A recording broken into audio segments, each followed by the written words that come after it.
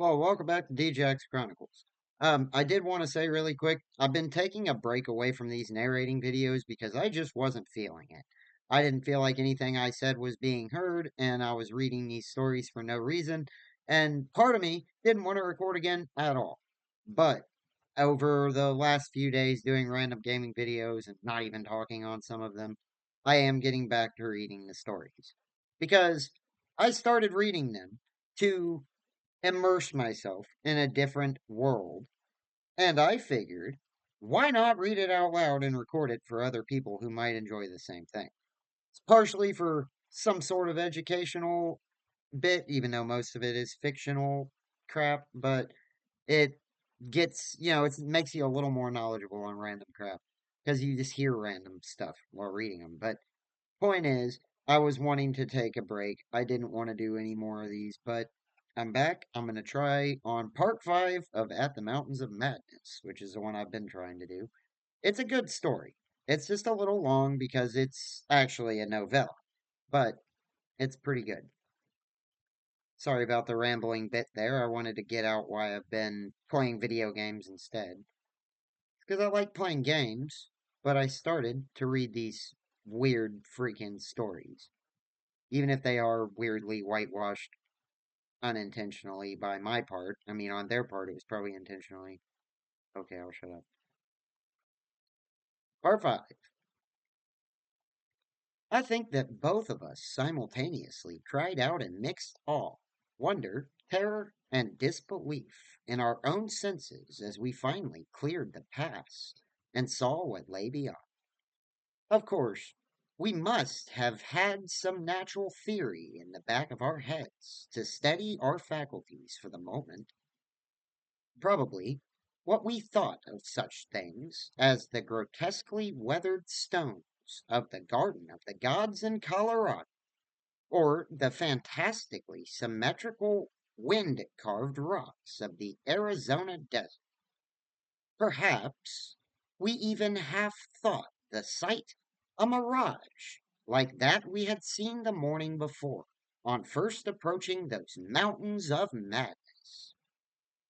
We must have had some such normal notions to fall back upon as our eyes swept that limitless, tempest scarred plateau and grasped the almost endless labyrinth of colossal, regular, and geometrically eurythmic stone masses, which reared their crumpled and pitted crests above a glacial sheet, not more than 40 or 50 feet deep at its thickest, and, in places, obviously thin. The effect of the monstrous sight was indescribable, for some fiendish violation of known natural law seemed certain at the outset. Here, on a hellishly ancient tableland, fully 20,000 feet high, and in a climate deadly to habitation since a pre-human age, not less than 500,000 years ago, there stretched nearly to the vision's limit a tangle of orderly stone, which only the desperation of mental self-defense could possibly attribute to any but a conscious and artificial cause. We had previously dismissed, so far as serious thought was concerned, any theory that the cubes and ramparts of the mountainsides were other than natural in origin. How could they be otherwise, when man himself could scarcely have been differentiated from the great apes at the time when this region succumbed to the present unbroken reign of glacial death? Yet, now, the sway of reason seemed irrefutably shaken, for this cyclopean maze of squared, curved, and angled blocks had features which cut off all comfortable refuge. It was, very clearly, The blasphemous city of the mirage in stark, objective, and intellectual reality. Oh, ineluctable reality. That damnable portent had a material basis after all. There had been some horizontal stratum of ice dust in the upper air, and this shocking stone survival had projected its image across the mountains, according to the simple laws of reflection. Of course, the phantom had been twisted and exaggerated, and had contained things which the real source did not contain.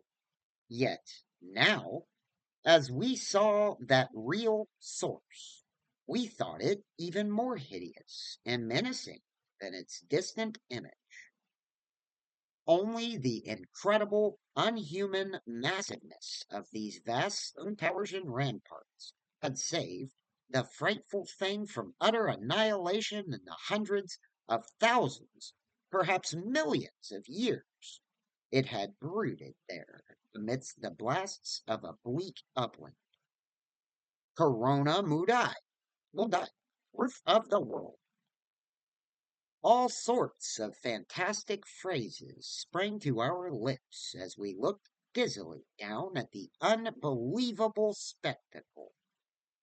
I thought again of the eldritch primal myths that had so persistently haunted me since my first sight of this dead Antarctic world, of the demonic plateau of Lang, of the Migo, or abominable snow, or blah blah blah blah blah blah.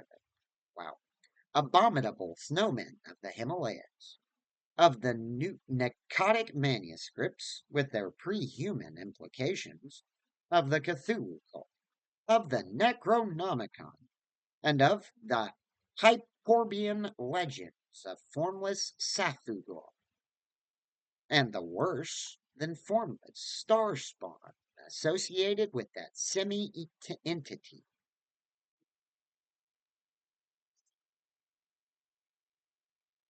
Holy crap.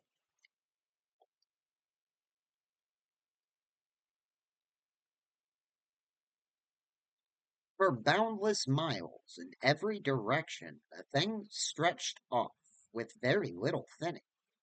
Indeed, as our eyes followed to it, oh, as our eyes followed it to the right and left along the base of the low, gradual foothills which separated it from the actual mountain rim, we decided that we could see no thinning at all, except for an interruption at the left of the pass through which we had come.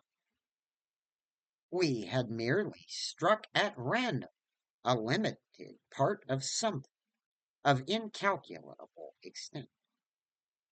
The foothills were more sparsely sprinkled with grotesque stone structures, linking the terrible city to the already familiar cubes and ramparts which evidently formed its mountainside outposts. These latter, as well as the queer cave mouths, were as thick on the inner as on the outer sides of the mountains. The nameless stone labyrinth consisted, for the most part, of walls from 10 to 150 feet in ice clear height, and of a thickness varying from 5 to 10 feet. It was composed mostly of prodigious blocks of dark primordial slate, schist, and sandstone. Blocks in many cases as large as 4 by 6 by 8 feet, though in several places it seemed to be carved out of a solid, uneven bedrock of Precambrian slate. The buildings were far from equal in size, there being innumerable honeycomb arrangements of enormous extent, as well as smaller, separate structures. The general shape of these things tended to be conical, pyramidal, or terraced, though there were many perfect cylinders, perfect cubes, clusters of cubes, and other rectangular forms, and a peculiar sprinkling of angled edifices whose five-pointed ground plan roughly suggested modern fortification. The builders had made constant and expert use of the principle of the arch, and domes had probably existed in the city's heyday.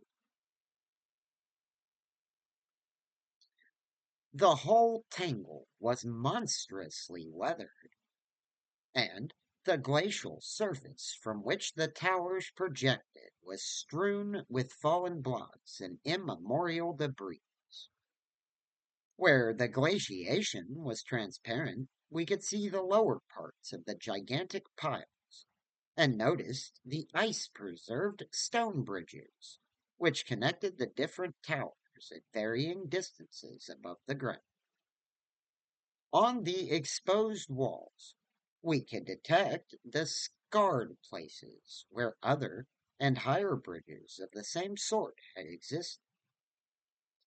Closer inspection revealed countless largish windows, some of which were closed with shutters of a petrified material, originally wood, though most gaped open in a sinister and menacing fashion.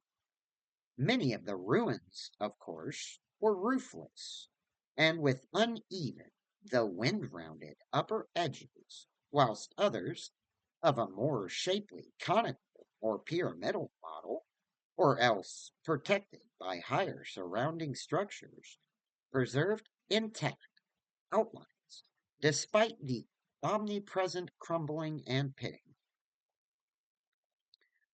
With the field glass, we could barely make out what seemed to be sculptural decorations in horizontal bands.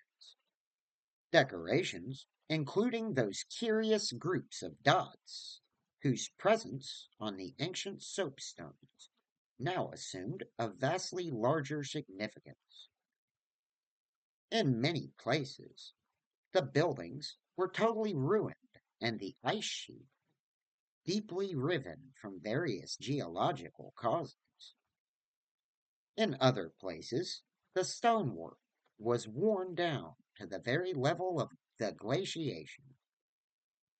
One broad swath extending from the plateau's interior to a cleft in the foothills about a mile to the left of the pass we had traversed was wholly free from building, and probably represented, we concluded, the course of some great river, which in tertiary times, millions of years ago, had poured through the city and into some prodigious subterranean abyss of the Great Barrier Range.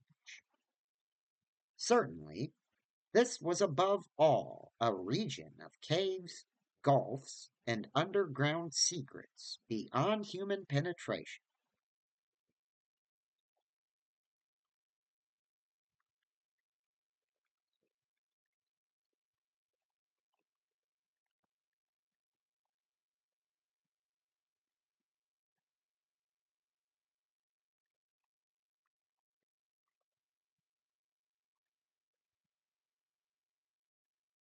Okay,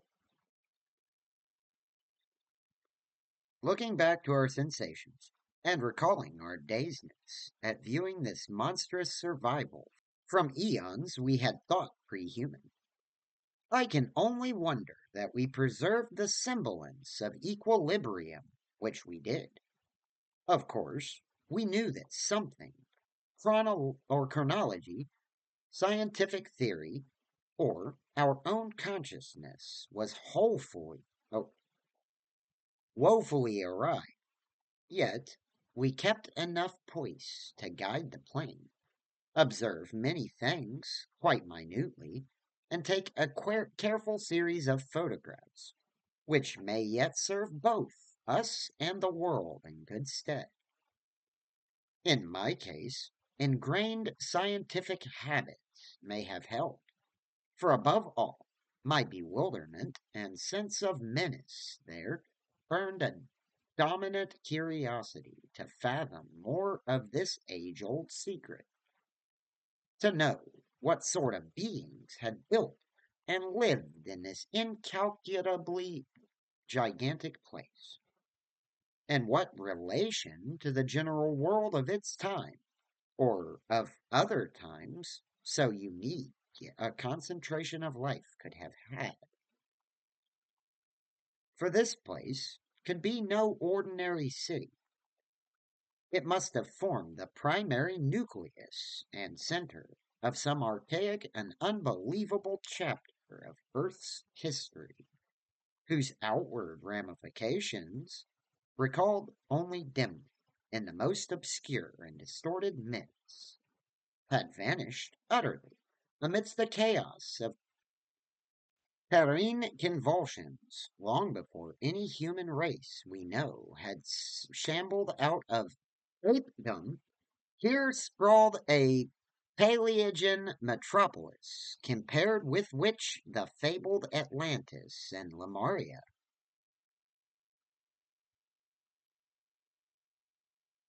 Hey, that's where the flat earthers get it. Yeah, Atlantis and Lemuria beyond the Great Barrier.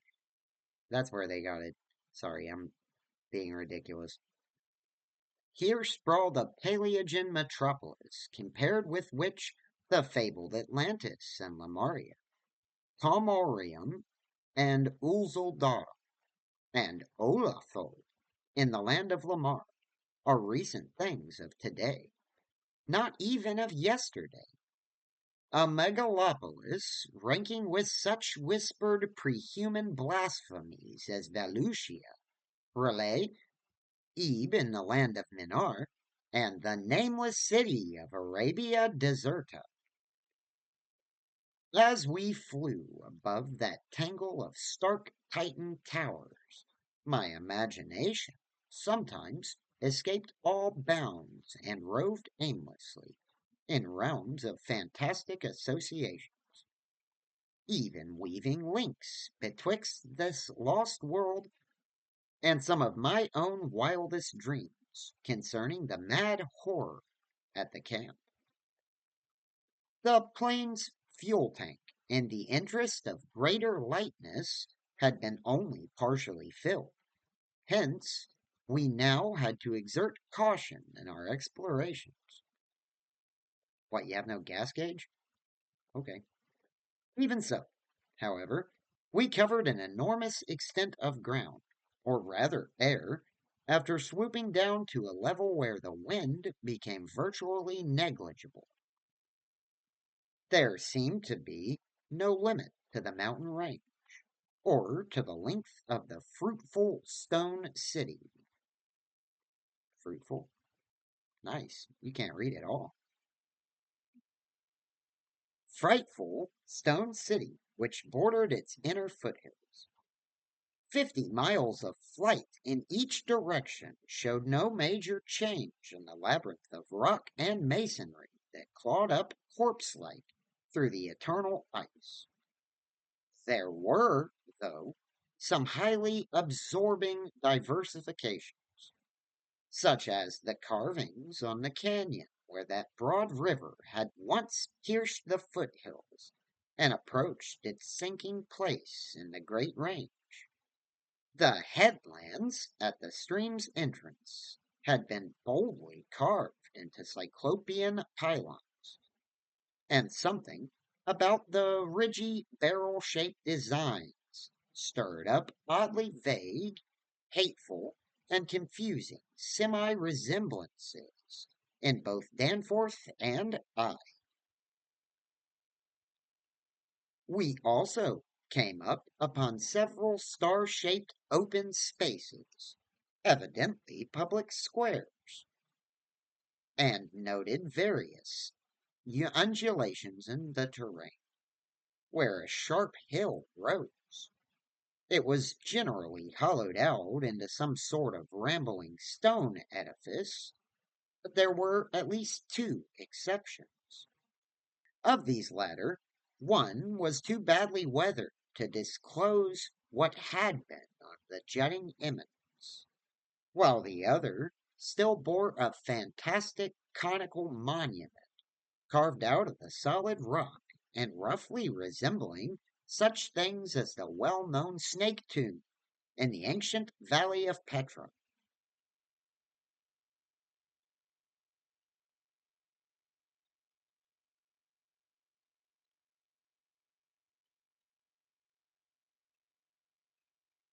Flying inland from the mountains, we discovered that the city was not of infinite width, even though its length along the foothills seemed endless. After about 30 miles, the grotesque stone buildings began to thin out, and in 10 more miles, we came to an unbroken waste, virtually without signs and sentient artifice. The course of the river beyond the city seemed marked by a broad depression line, while the land assumed a somewhat greater ruggedness, seeming to slope slightly upward as it receded in the mist-hazed west. So far, we had made no landing, yet to leave the plateau without an attempt at entering some of the monstrous structures would have been inconceivable. Accordingly, we decided to find a smooth place on the foothills near our navigable pass. There, grounding the plane and preparing to do some exploration on foot. Though these gradual slopes were partially covered with a scattering of ruins, low flying soon disclosed an ample number of possible landing places. Selecting that nearest to the pass, since our next flight would be across the Great Range and back to camp. We succeeded about 12:30 p.m.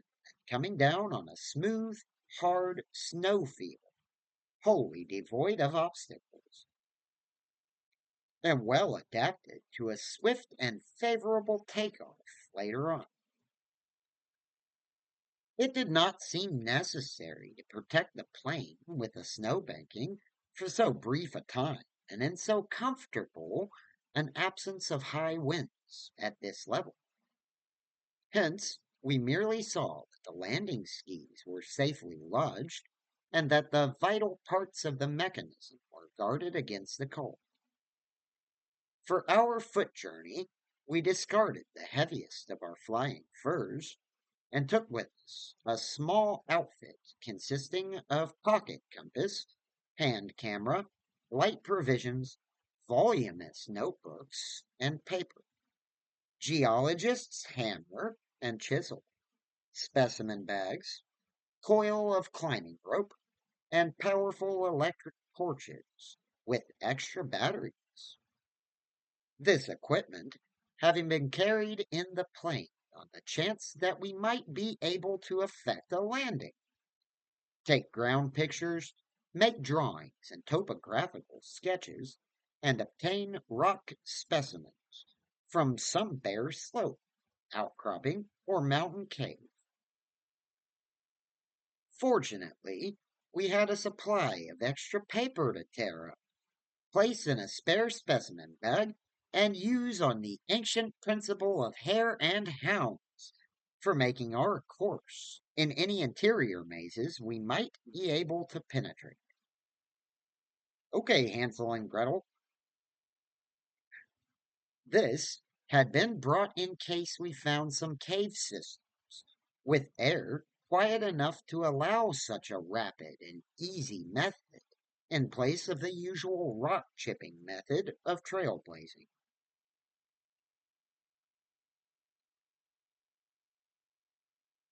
Walking cautiously downhill over the crusted snow toward the stupendous stone labyrinth that loomed against the opalescent west, we felt almost as keen a sense of imminent marvels as we had felt on approaching the unfathomed mountain pass for 4 hours previous. True, We had become visually familiar with the incredible secret concealed by the barrier peaks. Yet the prospect of actually entering primordial walls reared by conscious beings, perhaps millions of years ago, before any known race of man could have existed, was nonetheless awesome and potentially terrible in its implications of cosmic abnormality. And we already have an idea of who built the city, don't we? Anyway, though the thinnest of the air at this prodigious altitude made exertion somewhat more difficult than usual, both Danforth and I found ourselves bearing up very well and felt equal to almost any task which might fall to our lot. It took only a few steps to bring us to a shapeless ruin, worn level with the snow, while 10 or 15 rods farther on there was a huge roofless rampart, still complete in its gigantic five-pointed outline, and rising to an irregular height of 10 or 11 feet. For this latter we headed, and when at last we were able actually to touch its weathered cyclopean bluffs, we felt that we had established an unprecedented and almost blasphemous link with forgotten eons normally closed to our species. This rampart, shaped like a star, perhaps 300 feet from point to point, was built of Jurassic sandstone blocks of irregular size, averaging 6 by 8 feet in surface. There was a row of arched loopholes, or windows, about 4 feet wide and 5 feet high, spaced quite symmetrically along the points of the star, and at its inner angles, and with the bottoms about 4 feet from the glaciated surface. Looking through these, we could see that the masonry was fully 5 feet thick, that there were no partitions remaining within, and that there were traces of banded carvings or bas reliefs on the interior walls. Facts we had indeed guessed before when flying low over this rampart and others like it, though lower parts must have originally existed. All traces of such things were now wholly obstructed by the deep layer of ice and snow at this point.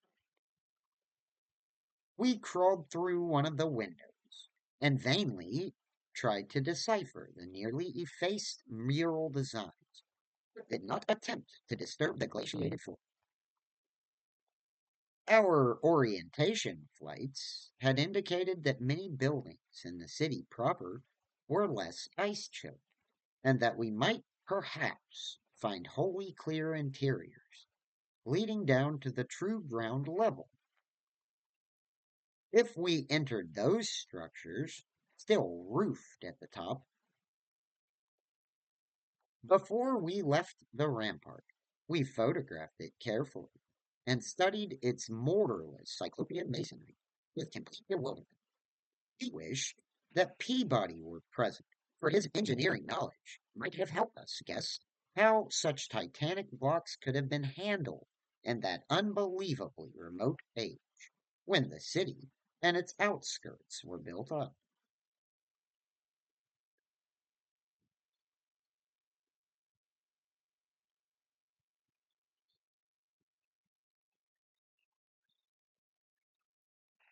The half-mile walk downhill to the actual city, with the upper wind shrieking vainly and savagely through the skyward peaks in the background.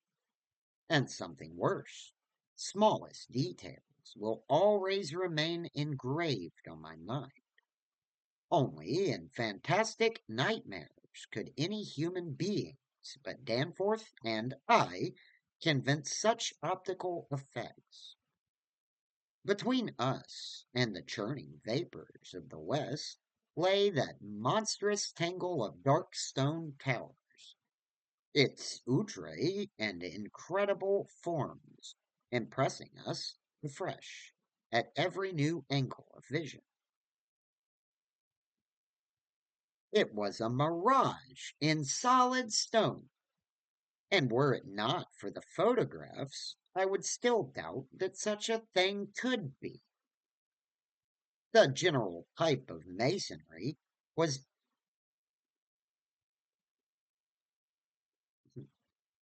identical with that of the rampart we had examined, but the extravagant shapes which this masonry took in its urban manifestations were past all description.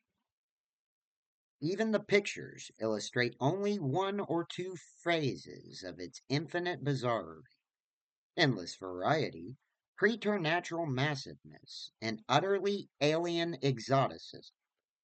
There were geometrical forms for which an Euclid could scarcely find a name, tones of all degrees of irregularity and truncation, terraces of every sort of provocative disproportion, shafts with odd bulbous enlargements, broken columns in curious groups, and five-pointed or five-ridged arrangements of mad grotesqueness.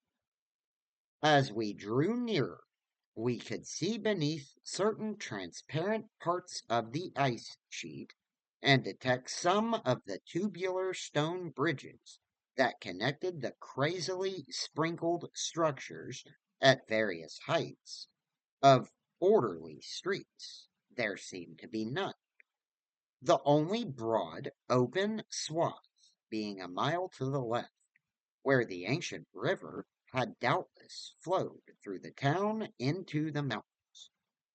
Our field glasses showed the external horizontal bands of nearly effaced sculptures and dot groups to be very prevalent,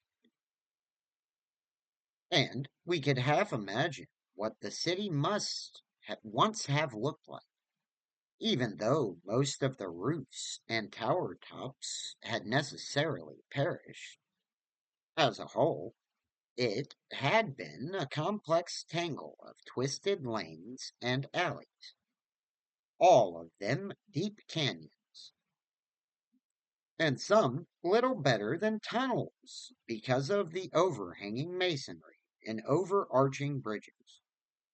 Now, outspread below us, it loomed like a dream fantasy against the westward mist, through whose northern end the low, reddish and Antarctic sun of early afternoon was struggling to shine. And when for a moment that sun encountered a denser obstruction and plunged the scene into temporary shadow, the effect was subtly menacing in a way I can never hope to depict. Even the faint howling and piping of the unfelt wind in the great mountain passes behind us took on a wilder note of purposeful malignity.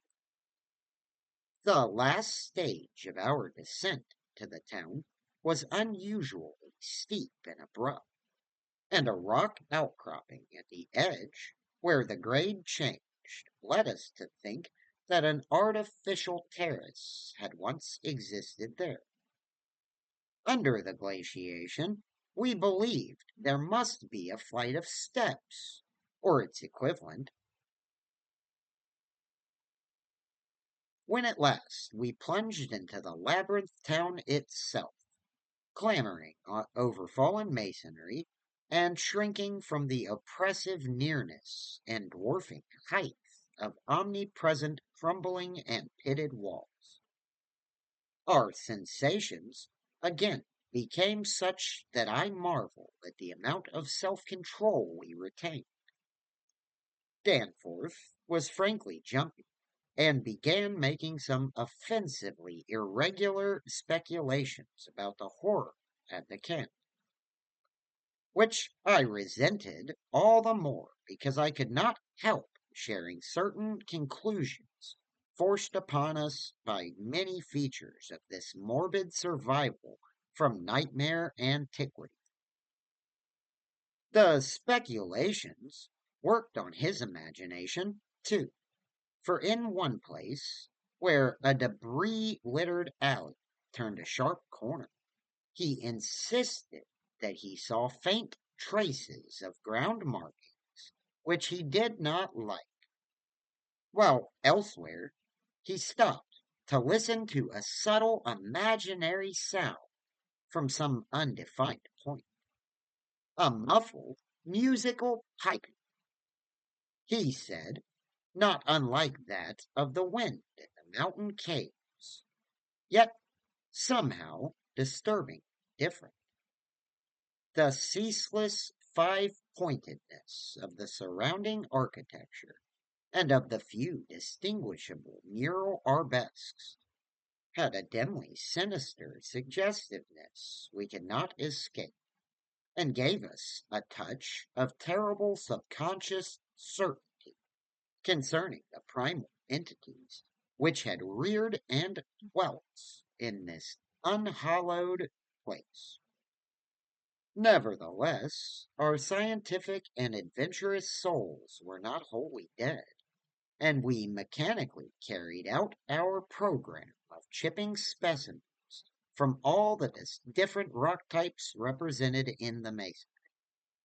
We wished a rather full set in order to draw better conclusions regarding the age of the place. Nothing in the great outer walls seemed to date from later than the Jurassic and Comanchean periods, nor was any piece of stone in the entire place of a greater recency than the Pleistocene age. In stark certainty, we were wandering amidst a death which had reigned at least 500,000 years, and in all probability even longer. As we proceeded through this maze of stone-shadowed quietude, we stopped at all available apertures to study interiors and investigate entrance possibilities. Some were above our reach, whilst others led only into ice-choked ruins as unroofed and barren as the rampart on the hill. One, though spacious and inviting, opened on a seemingly bottomless abyss without visible means of descent. Now and then, we had a chance to study the petrified wood of a surviving shutter, and were impressed by the fabulous antiquity implied in the still discernible grain. These things had come from Mesozoic gymnosperms and conifers, especially Cretaceous cycads, and from fan palms and early angiosperms of plainly tertiary date. Nothing definitely later than the Pleistocene could be discovered. In the placing of these shutters, whose edges showed the former presence of queer and long vanished hinges, usage seemed to be varied, some being on the outer and some on the inner side of the deep embrasures.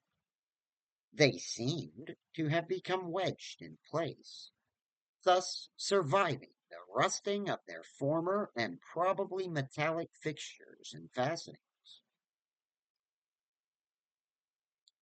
After a time, we came across a row of windows, in the bulge of colossal five-ridged cone of undamaged apex, which led into a vast, well-preserved room with stone flooring. But these were too high in the room to permit of descent without a rope. We had a rope with us, but did not wish to bother with this 20-foot drop unless obliged to, especially in this thin plateau air where great demands were made upon the heart action. This enormous room was probably a hall or concourse of some sort, and our electric torches showed bold, distinct, and potentially startling sculptures arranged round the walls in broad horizontal bands, separated by equally broad strips of conventional arabesques. We took careful note of this spot, planning to enter here unless a more easily gained interior were encountered.